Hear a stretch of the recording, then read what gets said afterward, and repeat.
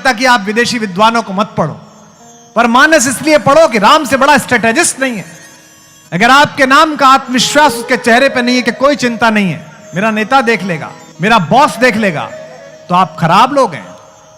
दोस्तों, आप किसी भी फील्ड में काम कर रहे हैं, किसी भी फील्ड में व्यापार कर रहे हैं, बिजनेसमैन है, कोई जॉब कर रहे हैं, गवर्नमेंट जॉब है, प्राइवेट जॉब है, हर जगह है आपको किसी न किसी संघर्ष से जूझना पड़ता है। एक लड़ाई आपके साथ चलती है, एक रण आपके साथ चलता है, और उस रण में जीतने के लिए आपके पास एक बेहतर रणनीति होनी चाहिए, एक स्ट्रैटेजी होनी चाहिए।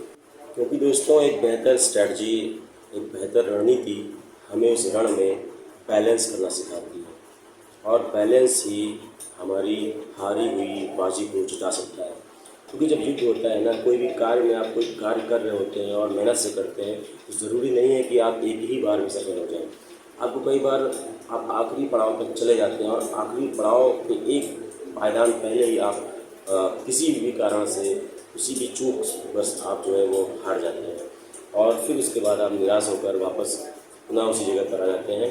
फिर आपको जीतने के लिए फिर से प्रैक्टिस करनी पड़ती है, और अगर उस समय आप मोटिवेटेड नहीं है, सेल्फ मोटिवेटेड नहीं है, आपको कोई मोटिवेट करने वाला नहीं है, आपके पास एक बेहतर रणनीति नहीं है उस हार से निकलने के लिए, हार से निकलकर जीत में बदलने के लिए, तो दोस्तों फिर आप असफल हो जाएंगे। इसलिए बेहतर स्ट्रैटेजी आपको आपकी हारी हुई बाजी है उससे वो आपको जिता सकती है।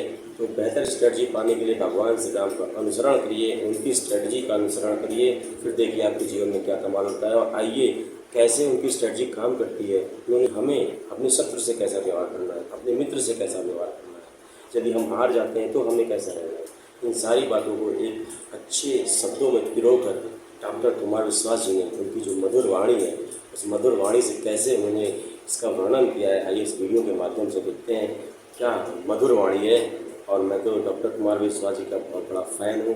उनकी वाणी सुनकर बिल्कुल सुनते ही रहने का मन करता है, कभी रुकने का मन ही नहीं करता कि अब फ़ोन जो है वो ईयरफोन अपने कान से हटा लो, मतलब देखते रहो, सुनते ही रहो, इतना मज़ा आता है। मुझे तो बहुत मज़ा आता है। आइए देखते हैं इस वीडियो में, बने रहिए मेरे वीडियो में। नहीं कहता कि आप विदेशी विद्वानों को मत पढ़ो, पर मानस इसलिए पढ़ो कि राम से बड़ा स्ट्रेटेजिस्ट नहीं है। जो चुनाव प्रबंधक बैठे हैं, जो वित्त प्रबंधक बैठे हैं, जो इक्विटी प्लेस करने वाले लोग बैठे हैं, जो शेयर मार्केट के लोग बैठे हैं, आप सोच कर देखो एक ऐसा भाई जिसको खुद के बड़े भाई ने लात मार के बाहर भगाया, वो जीवन में पहली बार राम से मिलने आया। अब आप मजा लेना, देखिए कथा कैसे खुलेगी। राम ने पहली बार विभीषण को देखा, विभीषण ने पहली बार राम को देखा। पहले सुग्रीव आए, कहा कि रावण के छोटे भाई विभीषण मिलना चाहते हैं। तो वानरों के कुछ सेनापतियों ने कहा मत मिलिए, कोई पता नहीं क्या आदमी हो। लेकिन राम ने कहा नहीं, अतिथि है, अतिथि जैसा भी हो मैं मिलूंगा, बुलाइए अंदर। एक छोटा सा युद्ध शिविर बना हुआ है, तो फिर भी लकड़ी का है, ऐसे ही पत्थरों का। उसमें राम एक शिला पर बैठे हुए हैं। सोच के देखिए, राम ने खड़े होकर अभिवादन किया और क्या कहा, आपका स्वागत है लंकेश।